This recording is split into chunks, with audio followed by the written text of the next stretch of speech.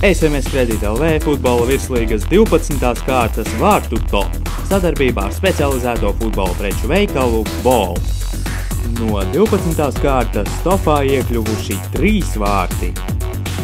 Daugavpils pussargs Andrejs Kovaļovs iesāk topu. Dziļā vientulībā viņš izskrien 1-1 ar vārtsargu, bet apspēlēt uzreiz neizdodas.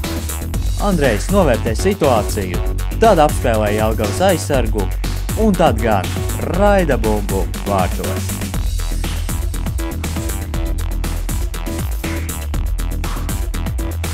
Otrajā vietā Kristafa Blanka gūtie vārti spēlē pret futbola skolu Meta Latvijas Universitātē. Viņa gūtie vārti ir punkts teicamai skontiešu saspēlei.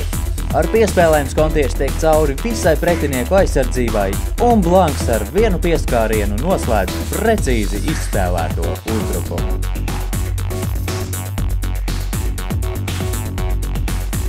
Bet atgriežamies atkal pie Andreja Kovaļova, kuru žurnālisti atzinuši par 12. kārtas topa uzvarētāju. Liels spēlētāju mūris viņam priekšā, bet Kovaļovs viegli un pārliecinoši tiek ar to galā izpildot soda sitienu. Vārtu top sadarbībā specializēto futbola preču veikalu Ball. Līdz nākamajai kārtai!